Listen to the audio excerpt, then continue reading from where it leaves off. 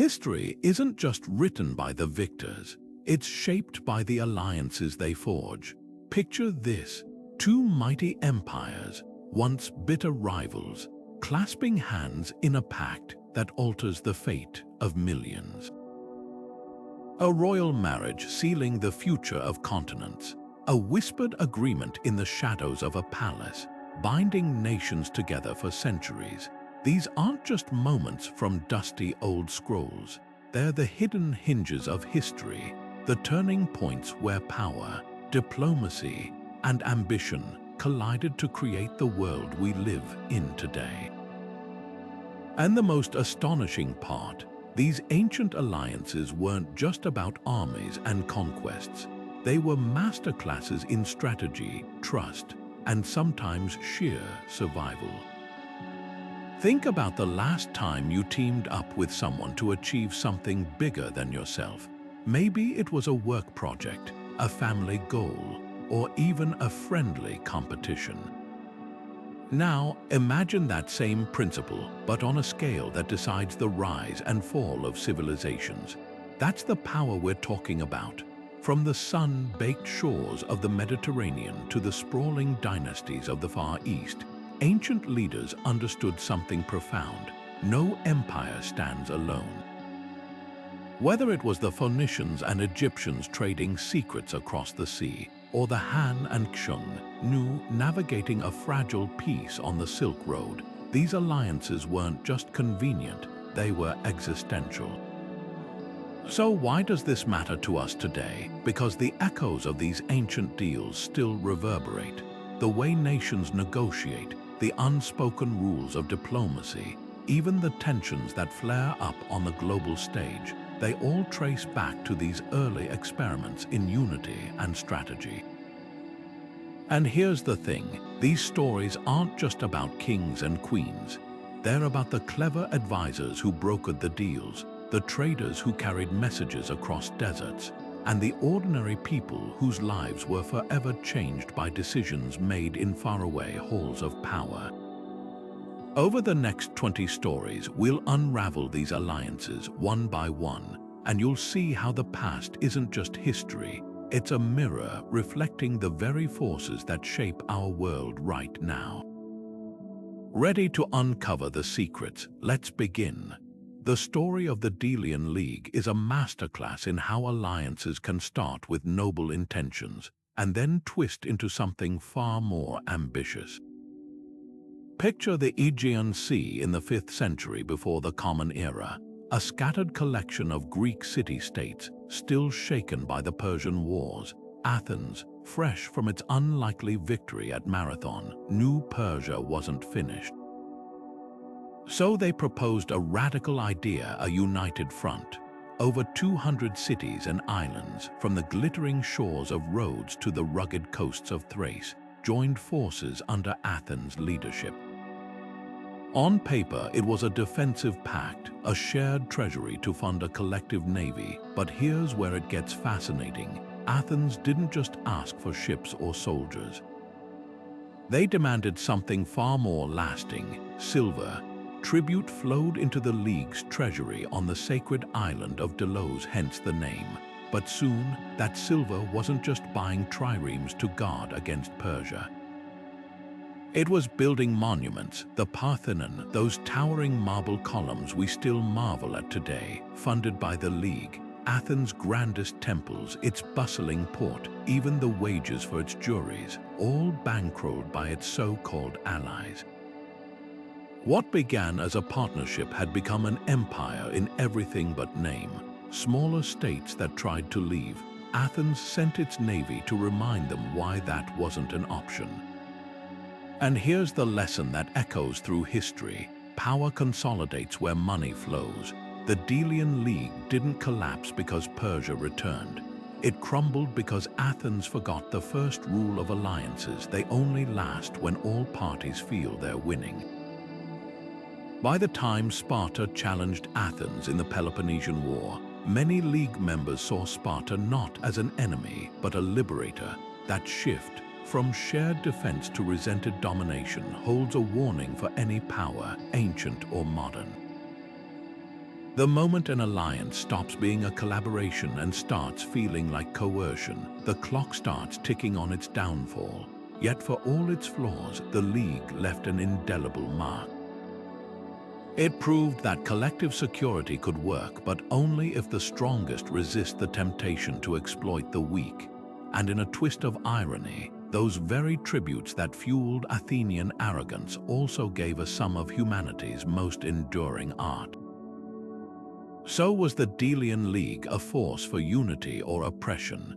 Perhaps it was both, a reminder that even the grandest alliances walk a knife's edge between cooperation and control.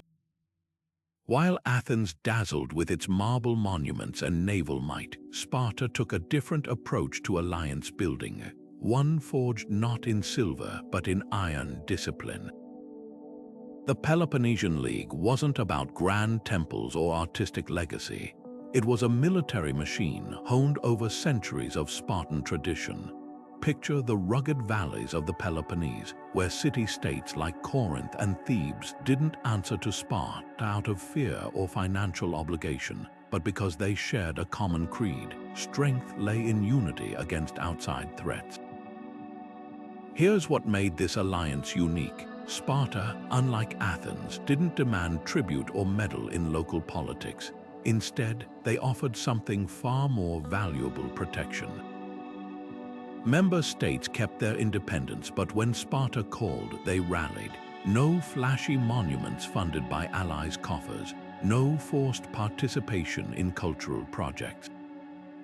Just a simple promise: stand together in war and you'll never stand alone. This wasn't empire building, it was a brotherhood of the sword, but even the tightest bonds can fray under pressure. The Peloponnesian War didn't start because Sparta craved dominance. It began because Athens overplayed its hand. When Corinth, a key league member, felt threatened by Athenian expansion, Sparta faced a dilemma. Honor the alliance and risk a devastating war, or stay silent and watch the League's credibility crumble. Their choice reshaped history. For nearly 30 years, Greece tore itself apart, proving that no alliance, no matter how disciplined, is immune to the corrosive effects of ambition. The real tragedy: neither side truly won. Athens' walls were breached, its navy broken, but Sparta, victorious and exhausted, found itself unequipped to rule the Greece it had saved. The League's greatest strength, its focus on military cohesion over political control, left it powerless to fill the vacuum of Athens' collapse, and that's the enduring lesson. Alliances built for war often lack the tools for peace. Sparta's system worked brilliantly to mobilize armies, but when the fighting stopped, there was no blueprint for what came next. Yet the Peloponnesian League's legacy lingers in modern alliances.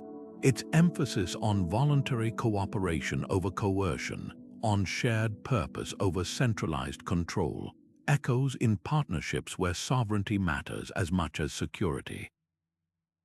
But its downfall reminds us that even the sturdiest alliances must evolve.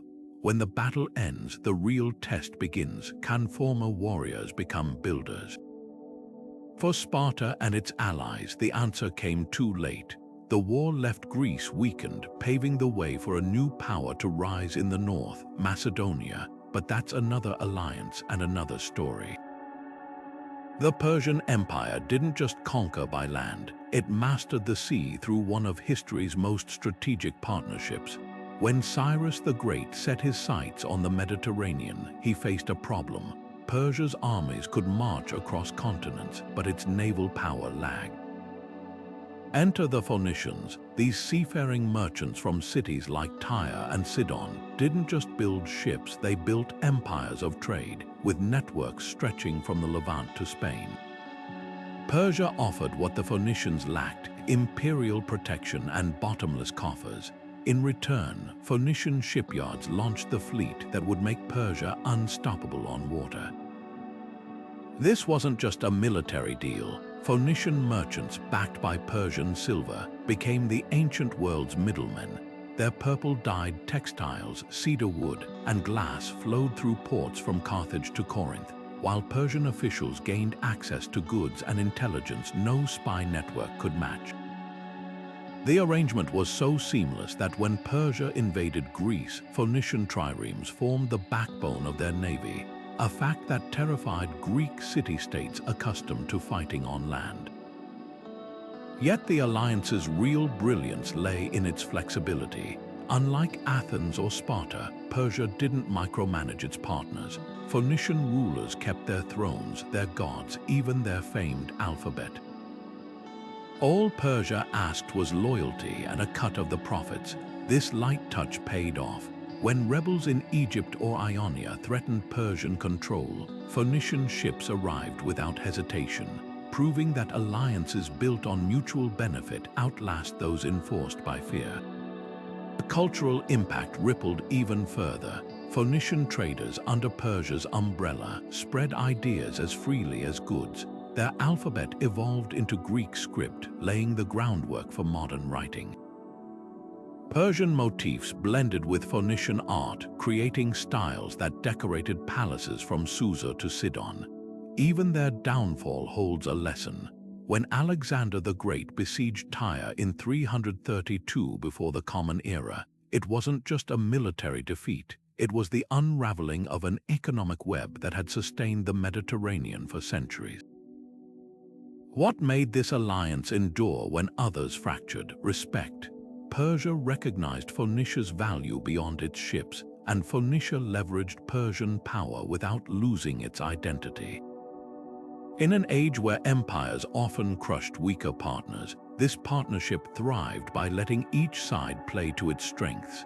The result, a legacy that outlived both empires, proof that the most powerful alliances aren't just about dominance but symbiosis. Long before Rome's legions marched across 3 continents, the city on the Tiber was just another player in a fragile web of alliances. The Latin League, a coalition of around 30 towns and tribes in central Italy, wasn't built for conquest. It was born out of necessity, a pact among neighbors to defend against common enemies like the Etruscans and mountain tribes. Rome, at first, wasn't even the strongest member.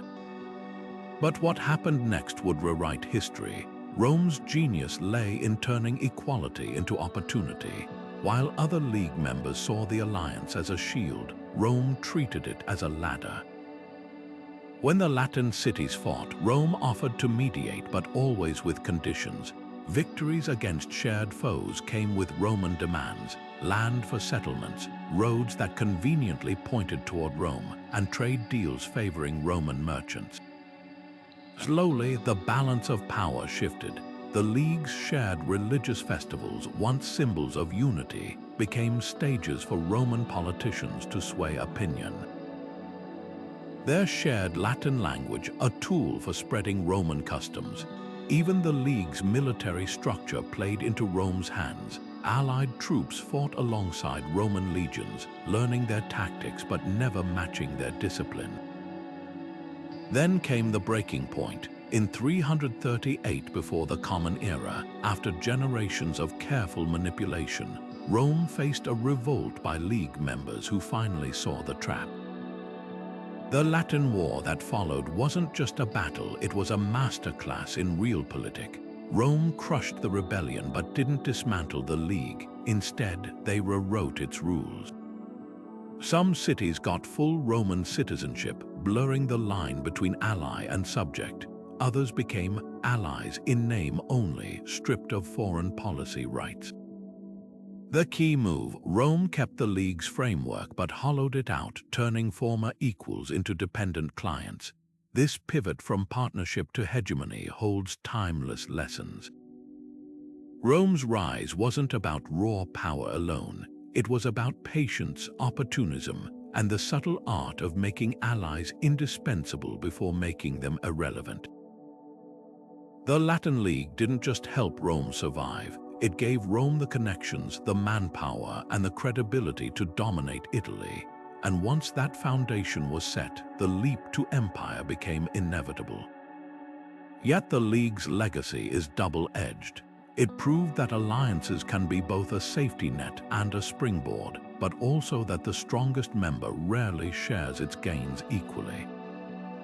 Modern parallels abound, from trade blocs to military pacts, where the line between cooperation and control remains razor-thin.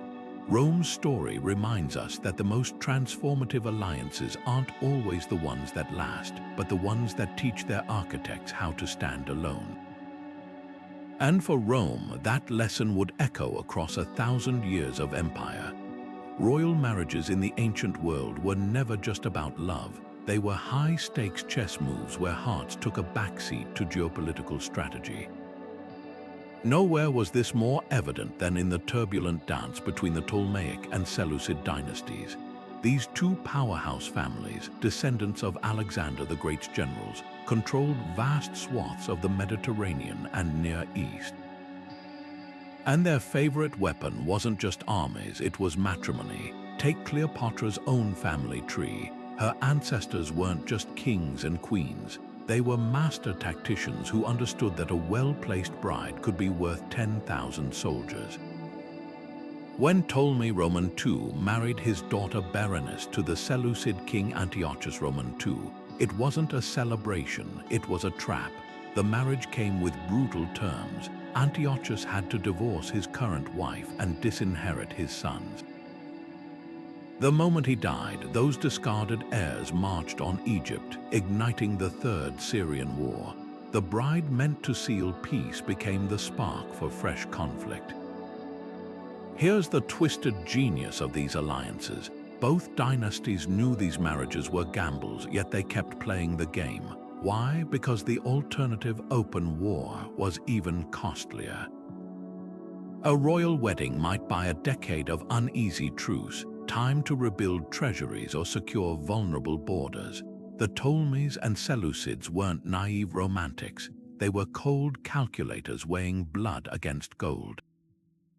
But the real drama unfolded in the palace corridors. These brides weren't passive pawns, they were players. Cleopatra Thea, a Ptolemaic princess married to 3 successive Seleucid kings, didn't just adapt to her new role, she dominated it. When her second husband dared to favor another wife, she had him assassinated and installed her son as king. This wasn't domestic squabbling, it was empire building by other means. The irony, these unions often created the very conflicts they aimed to prevent. Each marriage produced heirs with claims to both thrones, turning family trees into battle maps. The infamous Sixth Syrian War erupted when Ptolemy VI, married to his Seleucid cousin Cleopatra I, suddenly found himself fighting his own brother-in-law. The lesson is stark: when dynasties intertwine, loyalty frays. Yet for all the chaos, these marriages left an indelible mark. Cleopatra Roman VII, the last Ptolemaic ruler, inherited not just a kingdom shaped by these alliances, but their playbook. Her relationships with Julius Caesar and Mark Antony weren't romantic flings. They were the culmination of centuries of practiced marital statecraft. The Ptolemies and Seleucids proved that sometimes the most binding alliances aren't signed on parchment, they're sealed at the altar. And the price of that bond, eternal vigilance against the knife in the dark, whether literal or political. The vast steppes of Central Asia witnessed one of history's most unlikely truces, a delicate dance between the settled might of China's Han Dynasty and the nomadic fury of the Chung-New Confederation. These weren't just neighbors, they were opposites in every way. The Han built walls and palaces, their empire anchored by rice paddies and bureaucratic scrolls. The Chung-New lived on horseback, their wealth counted in herds and their politics decided by the swing of a saber. Yet for all their differences, both sides eventually realized something revolutionary. Sometimes it's wiser to trade than to raid. The turning point came after decades of brutal conflict. Emperor Wu's campaigns had stretched Han resources thin, while Chung-New raids left China's northern borders smoldering. Exhaustion opened the door to diplomacy. The treaty they crafted was a masterpiece of pragmatism. The Han would send gifts, silks, grains, and even princesses, nudging the Chung-New away from plunder. In return, the nomads promised to stop attacking, allowing caravans to crawl across the deserts unmolested. On the surface, it looked like tribute. In reality, it was an early form of economic statecraft. Here's where the genius unfolded. Those Han silks weren't just bribes, they were currency. Chung-New leaders, draped in embroidered robes, became walking advertisements for Chinese goods, stimulating demand across the steppes. Meanwhile, the horses the Chung-New traded back weren't just livestock, they were the muscle behind Han expansion. This wasn't just peace, it was globalization in its infancy. The Silk Road, that legendary network of trade routes, didn't flourish despite these two rivals. It flourished because of their uneasy partnership. But alliances built on calculated interest are always fragile. Every Han princess sent north was both a bride and a spy, whispering of Chung-New movements back to Chang'an. Every gift of grain came with unspoken expectations. When the Han grew stronger, they demanded more control. When the Chung-New faced drought, they reverted to raiding. The cycle repeated for centuries, a pendulum swing between cooperation and conflict. What makes this alliance timeless isn't its stability, it's its realism. Neither side pretended to trust the other. They simply recognized that shared greed could outweigh mutual hatred. Modern trade wars and tariff negotiations echo this same principle. Enemies can become partners when the price is right. The Han-Chung-New truce proves that the most enduring alliances aren't always built on friendship, but on the cold, clear math of mutual need. And in that space between suspicion and symbiosis, empires can change the world. History's greatest alliances often emerge from the ashes of war, and few prove this better than the unexpected pact between Chandragupta Maurya and Seleucus the Conqueror. Picture the scene. Alexander the Great's empire, freshly fractured after his death, left his generals scrambling for control. Seleucus Nicator, one of these successors, held the eastern territories, lands that brushed against the rising power of the Mauryan Empire in India. What followed wasn't another bloody campaign, but a negotiation that reshaped both empires. Chandragupta, the founder of the Mauryan dynasty, had already unified much of the Indian subcontinent through shrewd military campaigns and diplomacy. But when faced with Seleucus's forces, he saw an opportunity rather than a threat. The treaty they struck in 303 before the Common Era was revolutionary. Seleucus ceded territories in modern-day Afghanistan and Pakistan, lands costly to maintain, while Chandragupta offered something far more valuable, 500 war elephants. These weren't just animals, they were the tanks of the ancient world. Seleucus, fighting rivals in the west, leveraged them to devastating effect, while Chandragupta secured his northwestern borders without further bloodshed. But the real brilliance lay in the cultural exchange that followed. Greek artists and scholars flowed into the Mauryan court, leaving traces in Indian sculpture and coinage. Meanwhile, Indian philosophies and technologies trickled back into the Hellenistic world. The alliance became a bridge between civilizations, yet the most fascinating detail. This wasn't just a transaction, it was a strategic friendship. Seleucus even sent his ambassador, Megasthenes, to Chandragupta's court, whose writings became the Greek world's window into India's wonders. The Mauryan-Greek pact proves that the most enduring alliances aren't just about swapping resources, they're about creating shared futures. And in doing so, they turned former rivals into architects of a new world order. The secret to Hannibal's audacious march on Rome didn't lie in Carthage's grand harbors or its fabled gold. It was sealed in the rugged hills of Iberia. Long before elephants trudged through alpine snow, Carthage had cultivated something far more valuable: alliances with the fierce tribes of Spain. These weren't casual partnerships, they were the lifeblood of a rebellion that nearly toppled the Roman Republic. The Iberians' warriors who fought with curved falcotas and unmatched guerrilla tactics didn't just supply troops.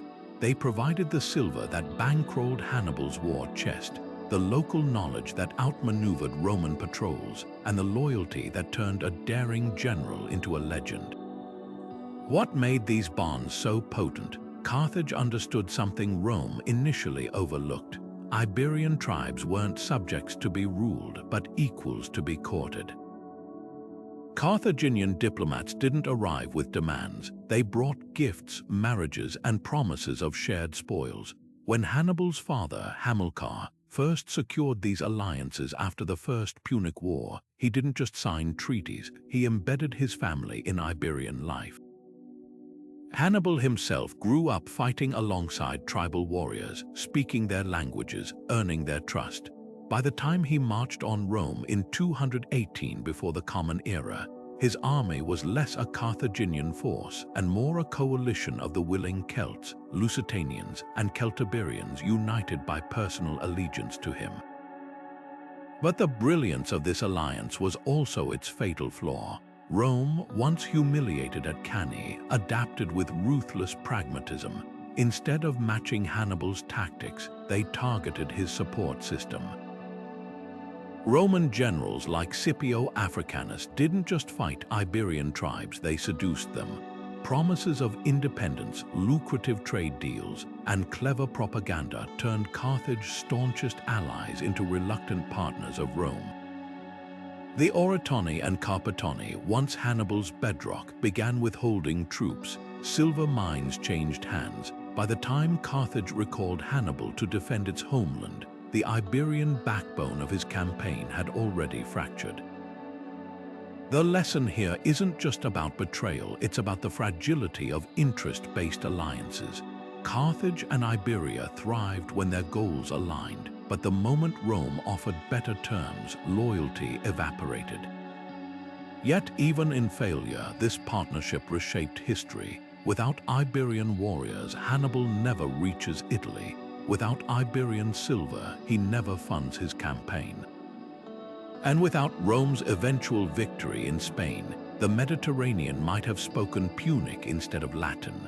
The Carthaginian-Iberian alliance proves that the most transformative coalitions aren't always the ones that endure sometimes. They're the ones that force empires to evolve or die.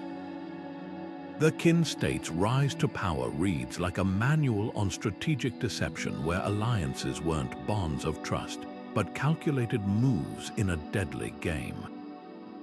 Take their relationship with Chu, one of the most powerful rival states during the Warring States period.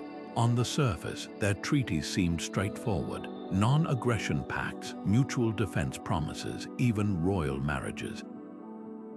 But Qin's rulers, especially the future First Emperor Qin Shi Huang, saw these agreements differently. To them, every handshake was a smokescreen, every signed treaty a chance to lull enemies into complacency while Qin quietly tightened the noose. Here's how the trap worked. Qin would propose an alliance with Chu, often when both states faced a common threat like the expansionist Zhao. Chu, wary but pragmatic, would agree only to discover too late that Qin's definition of cooperation meant Chu bearing the brunt of battles while Qin conserved its strength. In 278 before the Common Era, after years of such manipulation, Qin General Bai Kai shattered the illusion entirely. Invading Chu under flimsy pretexts, his forces sacked the Chu capital Ying, forcing its court to flee eastward. The lesson was brutal. Qin's alliances weren't just broken, they were never real to begin with, yet the real mastery lay in Qin's psychological warfare. They didn't just betray Chu, they systematically isolated it. While Chu was distracted fighting Qin's wars, Qin diplomats whispered in the ears of Chu's neighbors, stoking paranoia about Chu's ambitions. By the time Chu realized the deception, its traditional allies like Han and Wei had already been picked off or turned into Qin puppets. This wasn't just military conquest, it was a slow-motion dismantling of an entire network of trust. What makes this alliance, or rather, its betrayal so pivotal is how it reshaped China's destiny. Qin's ruthlessness toward Chu wasn't personal, it was ideological. Their leaders believed unification could only happen through absolute dominance, with no room for equals. When Qin finally crushed all rivals and unified China in 221 before the Common Era, it wasn't just the end of the Warring States period. It was the culmination of a philosophy that saw alliances as temporary tools. Modern strategists still debate Qin's methods. Was their treachery justified by the peace unification eventually brought? Or did it set a precedent where trust became impossible, contributing to the Qin dynasty's own rapid collapse?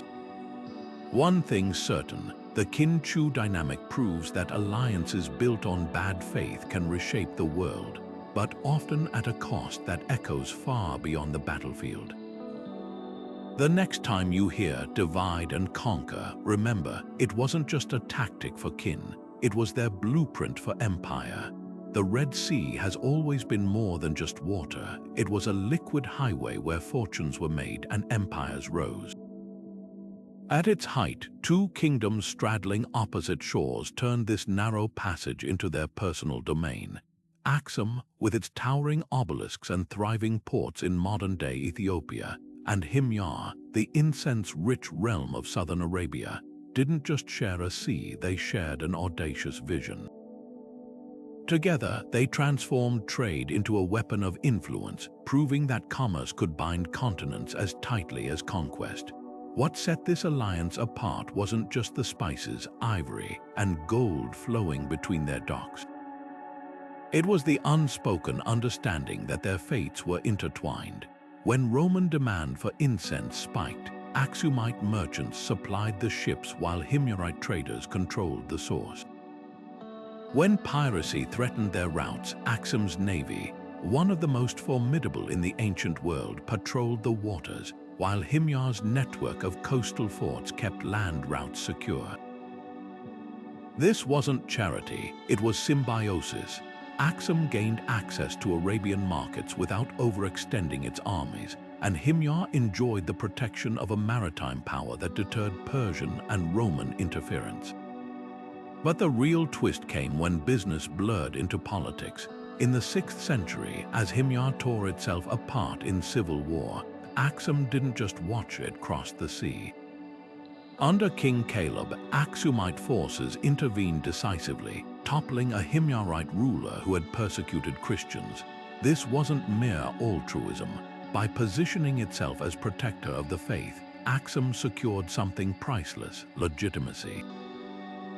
Suddenly, its merchants weren't just traders, they were representatives of a righteous power.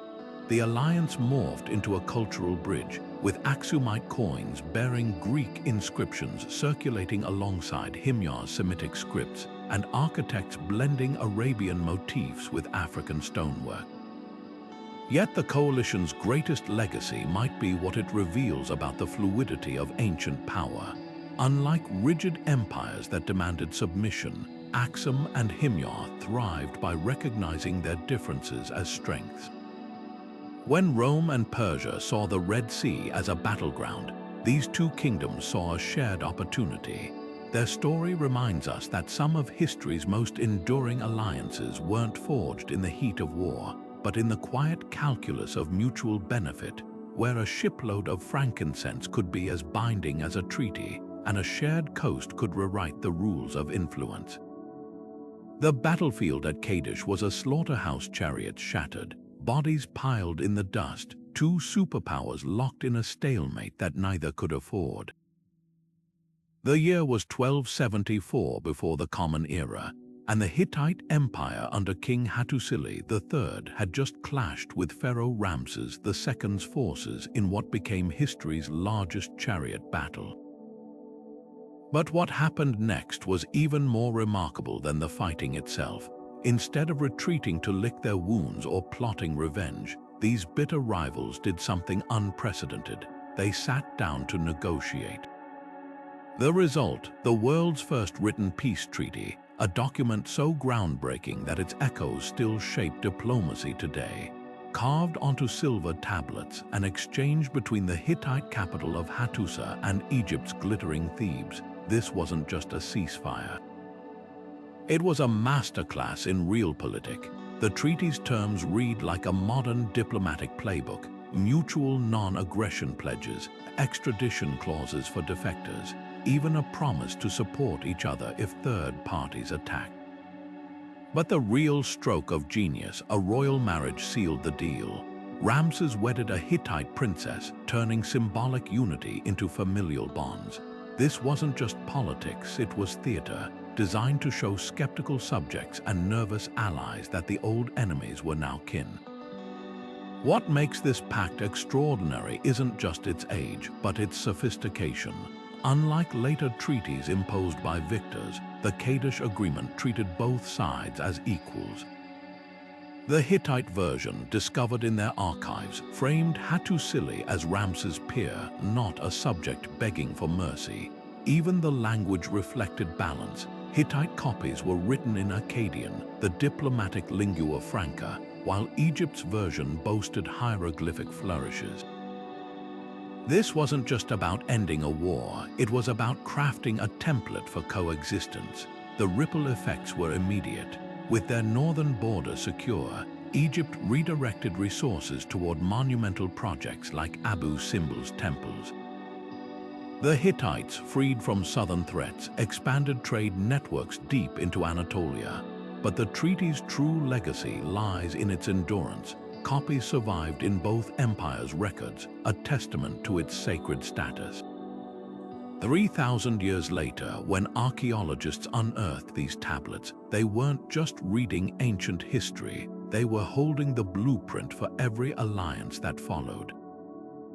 From the Congress of Vienna to the United Nations Charter, the spirit of Kadesh lives on in every pact that chooses dialogue over destruction. Yet the treaty's greatest lesson might be its fragility. Within decades, the Hittite Empire collapsed under mysterious pressures, possibly famine, invasion, or internal strife. Egypt, though spared immediate fallout, eventually lost its grip on global dominance. Their agreement couldn't save them from the tides of time, but it proved something revolutionary. Even the fiercest rivals can rewrite their story. In an age where conflict seems inevitable, the silver tablets of Kadesh remind us that peace isn't just possible, it's precedented. Long before Rome cast its shadow over the Mediterranean, two maritime powers, Carthage and the Etruscans, carved up the Tyrrhenian Sea with an alliance built on shared ambition and shared enemies. This wasn't just a handshake between traders, it was a strategic masterstroke that redefined ancient commerce. The Etruscans, with their iron-rich hills of central Italy and sophisticated shipbuilding, controlled the northern routes.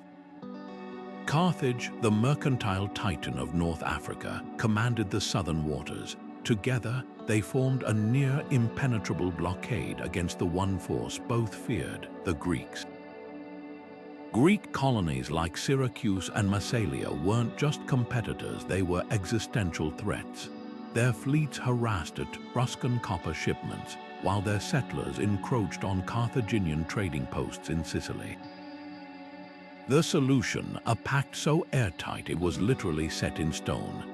The Pyrgi tablets, gold plaques unearthed near Rome, record the alliance's terms in both Etruscan and Phoenician, a rare bilingual contract that reveals its significance. Carthage got exclusive trading rights in Etruscan ports, while Etruria gained access to Carthage's vast network of African and Iberian markets. More crucially, they agreed to treat Greek ships as common enemies, launching joint patrols to safeguard their monopoly. But the real genius lay in what they didn't do. Unlike later Roman imperialism, this wasn't about conquest, it was about control. Etruscan city-states retained full independence. Carthage asked for no tribute. Theirs was a partnership of convenience where profit mattered more than pride. For over a century, it worked brilliantly. Etruscan bronze flowed to Carthage, while North African grain fed Etruria's growing cities. Greek merchants squeezed out of prime routes could only watch as wealth pooled in the hands of these two allies. Then came Rome. As the young republic swallowed Etruria in the 4th century before the Common Era, Carthage faced a dilemma. Their once reliable partner was now a Roman subject, and the Tyrrhenian Sea's balance of power shifted overnight. The loss of Etruscan ports forced Carthage to rely more heavily on Sicily, a hotspot that would eventually ignite the Punic Wars. The irony, Rome's rise was partly bankrolled by the very trade networks this alliance had created. Etruscan metallurgy, refined through Carthaginian commerce, armed the legions that would one day raise Carthage itself. The lesson here isn't just about naval strategy, it's about the blind spots of pragmatism. Carthage and the Etruscans built an alliance to counter yesterday's threat, never imagining that their greatest danger would emerge from inland. Their story reminds us that even the most profitable partnerships can become obsolete when the world changes around them.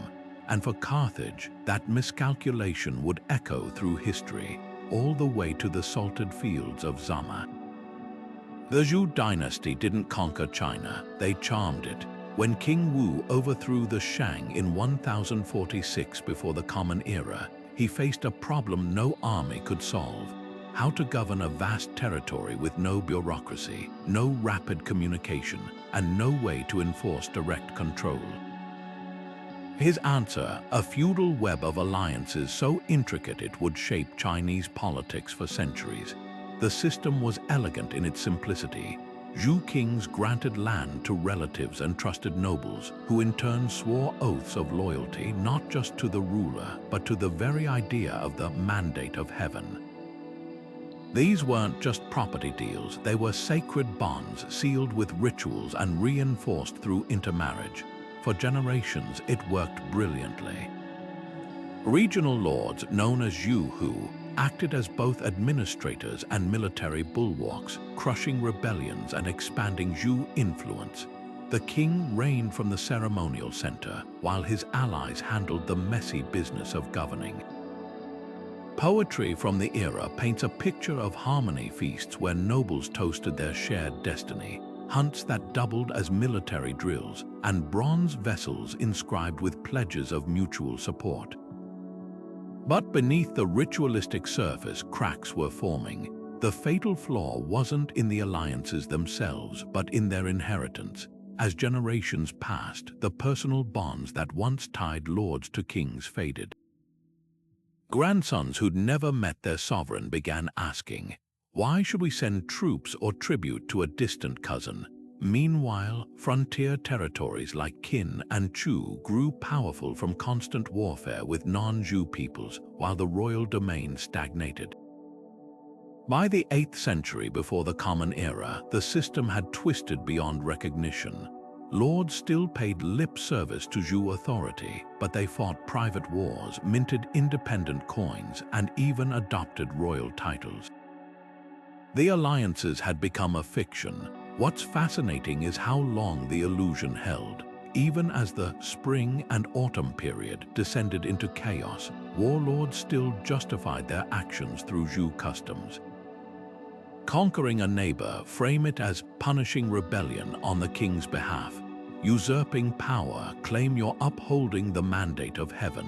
The Zhou's greatest legacy wasn't their control, it was the cultural framework they created, one so persuasive that even those destroying it had to speak its language.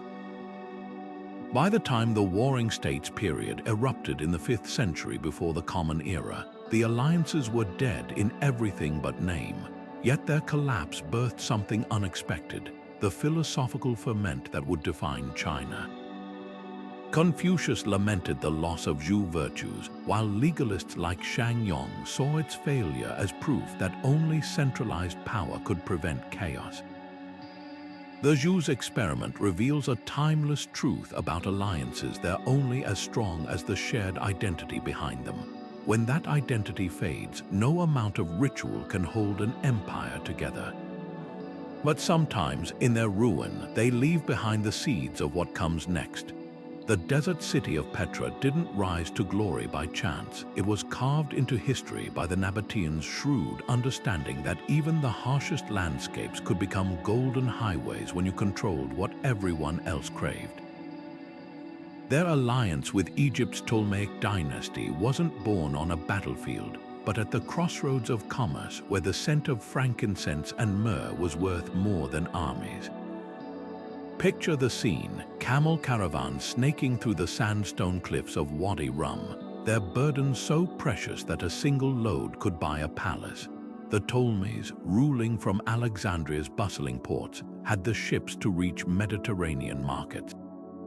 The Nabataeans had something irreplaceable: the secrets of the desert. Together, they turned aromatic tree resin into an empire. What made this partnership extraordinary wasn't just the goods, it was the logistics.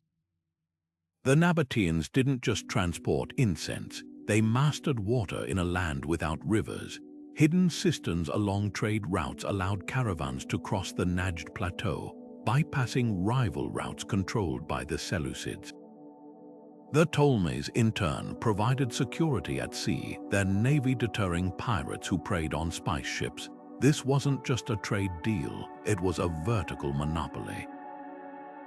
From the moment frankincense was scraped from boswellia trees in southern Arabia until it burned in temples from Athens to Rome, every hand it passed through paid a cut to Petra and Alexandria.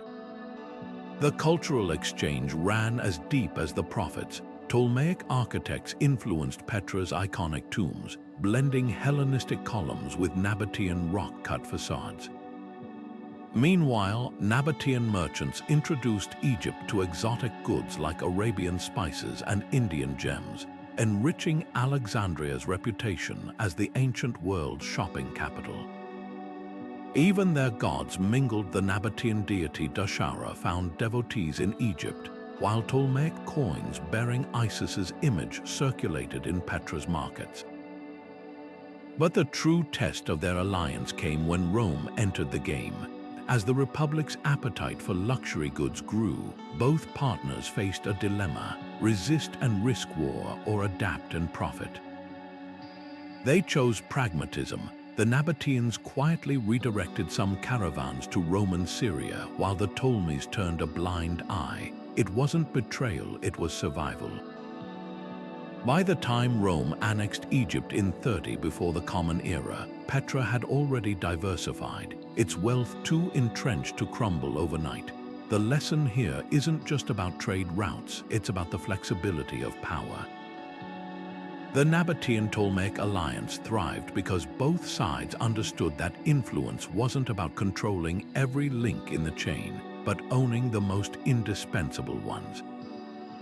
When empires rose and fell, their partnership endured because it was built on something no conqueror could replicate: the intimate knowledge of deserts and docks, and the unshakable truth that in commerce, as in politics, sometimes the strongest alliances are those that leave both sides richer literally and otherwise. The Assyrian Empire faced a dilemma every superpower eventually confronts: how to maintain an unstoppable army without bleeding its own population dry. Their solution: the Scythians, nomadic horsemen from the Eurasian steppes whose archery skills were the stuff of legend. These weren't just hired swords, they were human weapon systems capable of loosing arrows with pinpoint accuracy at full gallop. Assyrian generals, accustomed to infantry-heavy warfare, saw in them a game-changing advantage. But like all Faustian bargains, the price of their service would come due in ways no one anticipated. At first, the arrangement seemed flawless. Scythian mercenaries became the empire's elite shock troops, their mobility allowing Assyria to project power further than ever. They crushed rebellions in the Levant, harried enemies in the Zagros Mountains, and served as the razor's edge of Assyria's infamous brutality. Their presence alone struck terror. Imagine facing warriors who could outmaneuver chariots and rain death from distances your own bows couldn't reach. For the Assyrians, it was military outsourcing at its most effective. All the benefits of cutting-edge warfare, none of the costly training or political risk of arming their own subjects. But the cracks began with cultural friction. Scythians, raised on the open steppe, chafed under Assyria's rigid hierarchy. Their loyalty wasn't to kings or gods, it was to the highest bidder. When pay came late or promises were broken, their response wasn't protest but predation. Some turned bandit, raiding the very provinces they'd been hired to protect. Others, like the infamous chieftain Bartatua, played both sides, offering their services to Assyria's enemies when the gold flowed better. The empire had imported a weapon it couldn't always control. The breaking point came in the 7th century before the Common Era. As Assyria's central authority weakened, Scythian warbands stopped taking orders altogether. They carved out autonomous zones, disrupting trade routes and sacking cities with impunity. By the time the Medes and Babylonians launched their final assault on Nineveh, Assyria's once formidable military was a shadow of itself, its core forces depleted from over-reliance on mercenaries who had no stake in the empire's survival. This cautionary tale isn't just about ancient bookkeeping. It's about the seductive danger of shortcuts.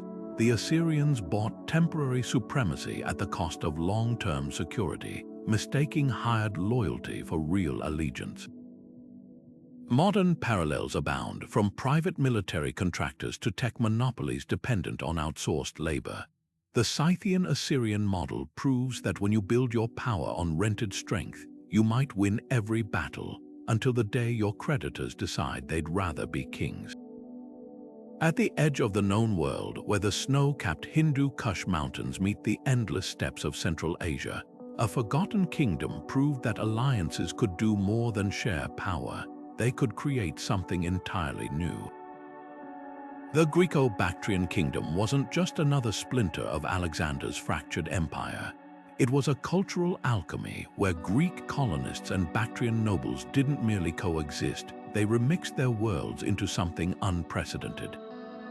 Picture this, a marketplace where olive-skinned merchants haggling in Greek dialects rubbed shoulders with silk-robed Buddhist monks, while coins bearing the face of Zeus struck in local mints bought spices from India and wine from the Mediterranean.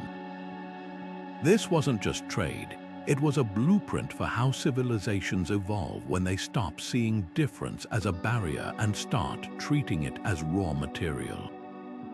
The secret to this fusion lay in mutual necessity. The Greek settlers, descendants of Alexander's armies, found themselves stranded thousands of miles from home after his death, surrounded by unfamiliar peoples and customs. The Bactrian elites, meanwhile, recognized that these newcomers brought military expertise and connections to the wider Hellenistic world. Instead of clashing, they struck a bargain: Greek administrative skills and military tactics in exchange for Bactrian knowledge of local trade networks and governance. The result, a kingdom that lasted longer than Alexander's own empire, thriving precisely because it refused to be purely Greek or purely Asian. Nowhere was this hybrid vigor more visible than in their art. Greco-Bactrian sculptures didn't just imitate Greek styles, they reinvented them. A Buddha statue from this era might have the flowing drapery of a Greek god, yet the serene meditative posture of South Asian tradition.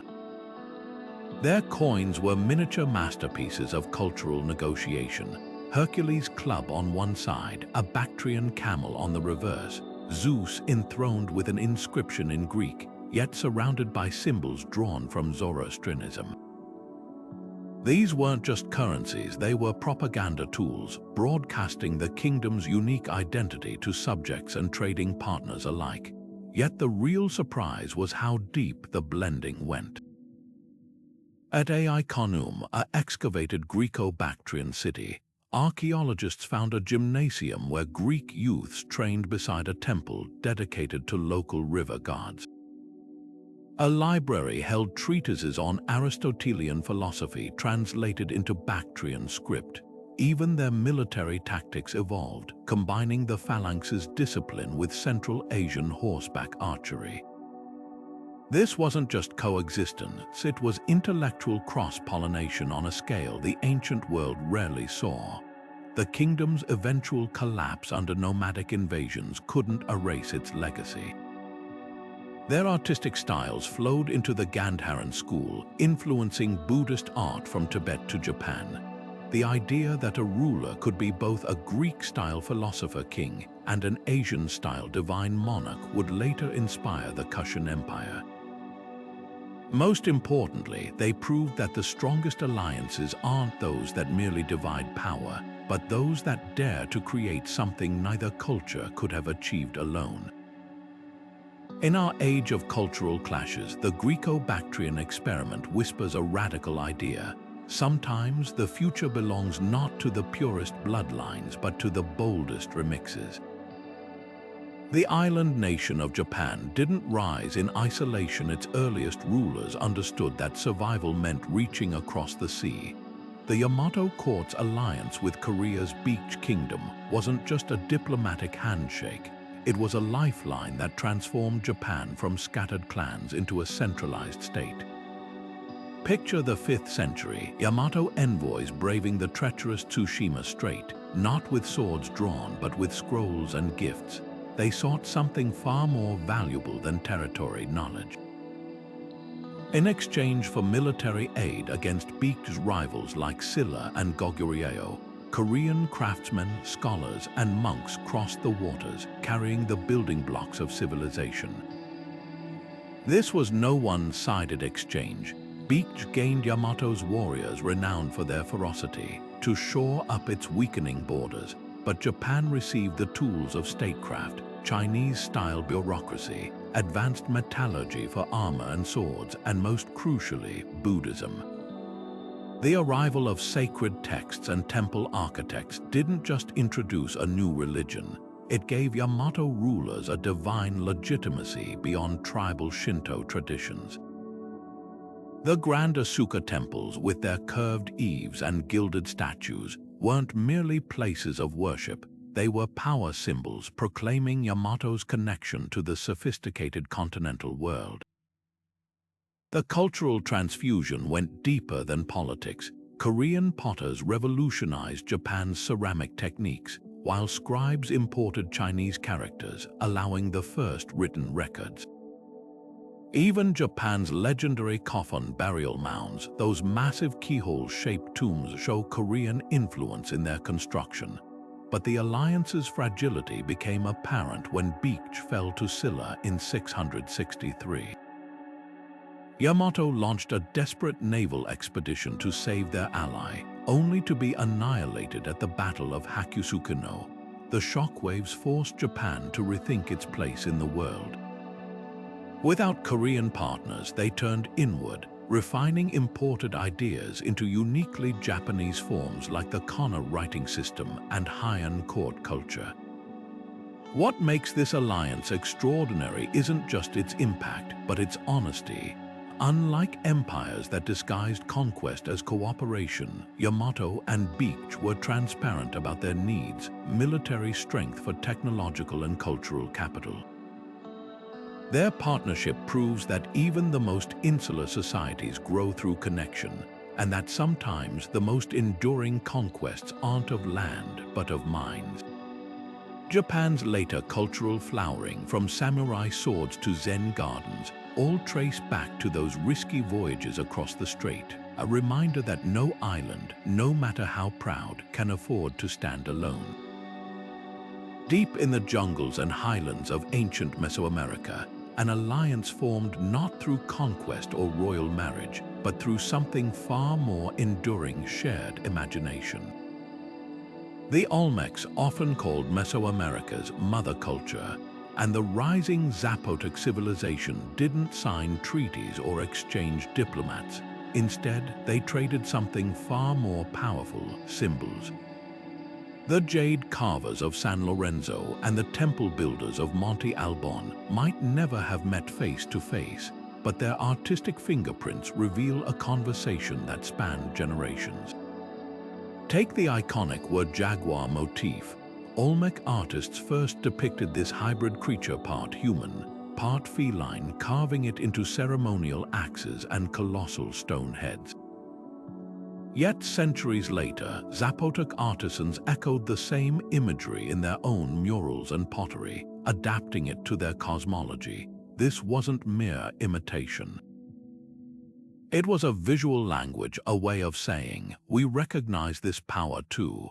The Olmec's plump baby-faced figurines, symbols of fertility and rain, reappeared in Zapotec tombs, their meanings subtly reshaped but their essence intact. Even the ball game, that sacred sport played across Mesoamerica, bears traces of this exchange. Olmec rubber balls found their way to Zapotec courts, while the ritual significance of the game evolved in both cultures. What makes this alliance extraordinary is how it flourished without a single documented battle or marriage alliance. Unlike the Roman or Persian models, where integration came at sword point or through dynastic deals, the Olmec-Zapotec connection thrived on voluntary emulation. Merchants carried goods along trade routes that doubled as cultural highways. Pilgrims visiting shared religious sites like the Cave of Apollo became accidental ambassadors, swapping stories around campfires. Artisans, though separated by miles and mountains, recognized kindred spirits in each other's work. The real lesson here isn't just about art history, it's about the quiet power of soft influence. When the Olmec civilization declined around 400 before the Common Era, their political system vanished, but their ideas lived on in Zapotec glyphs, calendars, and even urban planning. Monte Alban's sprawling plaza, with its astronomical alignments and tiered temples, owes as much to Olmec prototypes as to Zapotec innovation. This was an alliance of the mind, proving that culture can cross borders even when armies don't. Modern archaeologists still debate whether this exchange was deliberate or simply inevitable, the result of two brilliant civilizations orbiting the same intellectual space. But perhaps that's the point. The most enduring alliances aren't always the ones etched in stone or silver. Sometimes they're the ones whispered in jade and painted on pottery, where the only signatures are the shared strokes of a craftsman's chisel. In an age of loud diplomacy and louder conquests, the Olmecs and Zapotecs remind us that some connections are too subtle for treaties and too profound to fade. History remembers Hannibal's elephants and Rome's legions, but the real game changer in the Second Punic War rode on nimble hooves Numidian horsemen. These desert-born riders from North Africa didn't just join Rome's fight against Carthage, they rewrote the rules of Mediterranean warfare. Picture the chaos at Zama in 202 before the Common Era. Hannibal's war elephants lumbering forward, his veteran infantry poised for victory. Then, like a sandstorm materializing from nowhere, the Numidian cavalry struck. Their mounts, small, agile, and bred for endurance, darted around Carthaginian lines, harassing flanks and severing supply routes. This wasn't brute force, it was tactical artistry, and it belonged to Rome thanks to one of history's most consequential military alliances. What made the Numidians indispensable wasn't just their skill, it was their adaptability. Unlike the heavy cavalry of Greece or Persia, Numidian riders wore no cumbersome armor. They carried lightweight javelins instead of lances, allowing them to wheel and strike with terrifying speed. Their tactics mirrored the desert landscapes they came from: hit-and-run ambushes, feigned retreats, and relentless harassment that exhausted enemies long before the main battle began. When Scipio Africanus sought to defeat Hannibal on his own terms, he didn't just recruit Numidian allies, he integrated them into Rome's very strategy. King Masinissar's warriors became the eyes and fists of Scipio's army, scouting terrain, isolating enemy units, and turning Carthage's own tactics against them. The brilliance of this partnership lay in its mutual recognition of strengths. Rome provided the disciplined infantry backbone. Numidia brought the cavalry's fluid lethality. Neither could have succeeded alone. At the Battle of the Great Plains, this synergy reached its peak. While Roman legions held the line, Numidian horsemen encircled the Carthaginian rear, cutting off escape routes and demoralizing seasoned troops. The lesson was clear. In warfare, diversity of tactics trumps sheer numbers. Yet the alliance's true legacy extends beyond the battlefield. Rome, traditionally an infantry power, emerged from the war with a newfound respect for cavalry's strategic role. Later generals like Julius Caesar would replicate Scipio's model, blending Roman discipline with auxiliary specialties. Meanwhile, Numidia gained prestige and territory, with Masinissar ruling a kingdom stretching from modern Algeria to Tunisia. Their collaboration proved that even the mightiest empires could learn from so-called barbarians, and that the deadliest weapon in any arsenal isn't steel, but the wisdom to recognize what you lack. The irony, these very horsemen who helped crush Carthage would later haunt Rome during Jugurtha's rebellion, proving that alliances, like swords, have no permanent loyalty, only permanent utility. Their story reminds us that the most decisive victories often belong not to those with the biggest armies, but to those who know how to harness the right allies at the right moment. High in the Himalayas, where the air thins and the rivers carve paths through ancient rock, an empire built its bonds not with swords but with wedding vows. The Guptas, rulers of India's golden age, understood something timeless, that the most durable alliances often begin at the altar.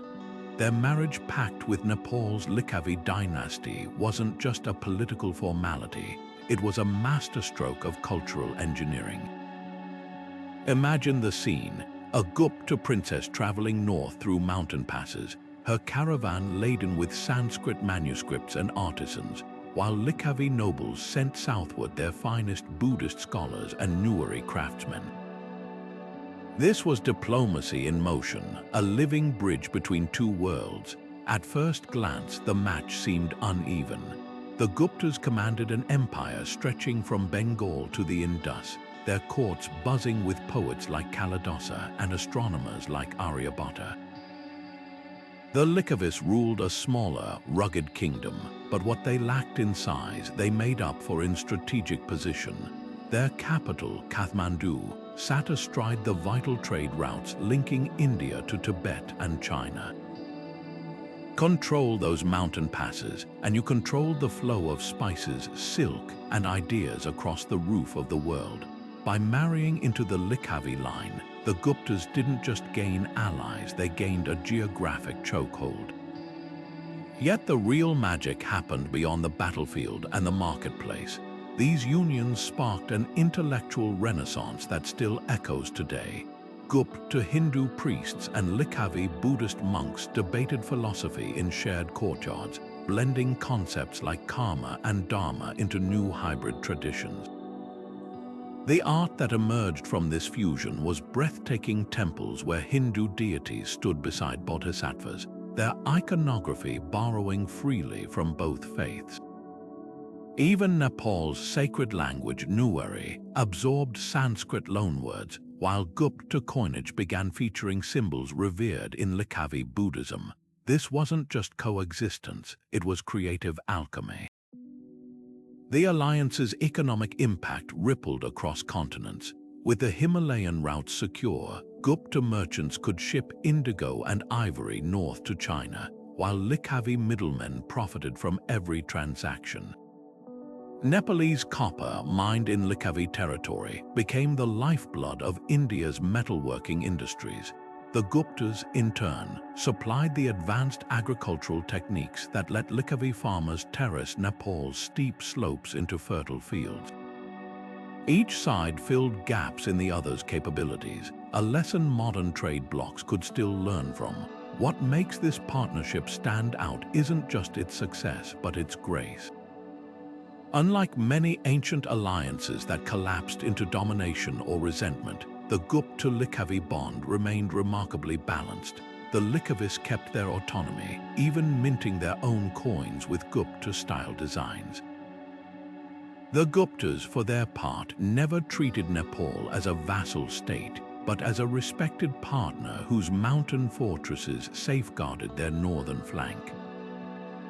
When Chinese pilgrim Faxian visited both empires in the 5th century, he marveled at their shared prosperity, proof that alliances built on mutual respect could endure where those forged by conquest often fractured. The legacy lingers in unexpected places. Modern Nepalese Hinduism retains Gupta-influenced rituals, while Indian Buddhist sites like Nalanda bear traces of Likavi architectural styles. Their story reminds us that the strongest alliances aren't always the loudest sometimes. They're the quiet partnerships woven through marriage, trade, and the slow, steady exchange of ideas across generations. In a world obsessed with hard power, the Guptas and Likavis mastered the art of soft influence, and in doing so, they turned a mountain range into a meeting ground. From the Delian Leagues' silver-fueled ambitions to the Gupta-Likavi marriage pacts that turned mountain passes into cultural highways, these 20 alliances reveal a truth often overshadowed by tales of conquest. History's most transformative moments weren't just forged in battle, but in backroom deals, royal weddings, and whispered promises between unlikely partners. Think about it, without the Numidian horsemen who outmaneuvered Hannibal, Rome might never have risen to dominate the Mediterranean. Without the Phoenician ships that carried Persian ambitions across the waves, the ancient world's trade routes could have looked entirely different. Even the Olmecs and Zapotecs, separated by jungles and mountains, shaped each other's destinies through shared symbols rather than swords. What unites these stories isn't just power or survival, it's the eternal dance between trust and self-interest. The Qin betrayed Chu without hesitation, proving that alliances can be weapons of deception. Yet the Hittites and Egyptians, once bitter enemies, crafted a peace treaty so enduring its copies still survive today. Some partnerships, like Sparta's Peloponnesian League, collapsed under the weight of their own rigidity, while others, like the Greek-Bactrian melting pot, thrived precisely because they embraced flexibility. The lesson: there's no one-size-fits-all blueprint for cooperation, only the recurring truth that those who master the art of alliance shape the world long after their empires fade.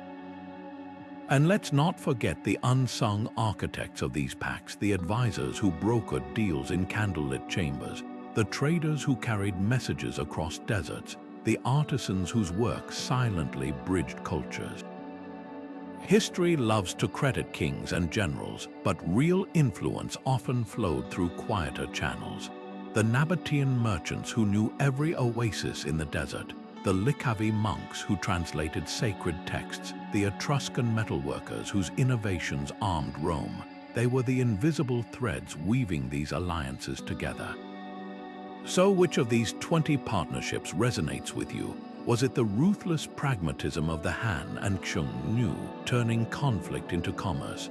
Or perhaps the doomed beauty of Carthage and Iberia, a bond shattered by Rome's cunning? Drop your thoughts in the comments. We'd love to hear which alliance made you see history differently. And if you enjoyed this journey through the backroom deals that built the ancient world, hit that subscribe button for more deep dives into the forgotten forces that shaped our past.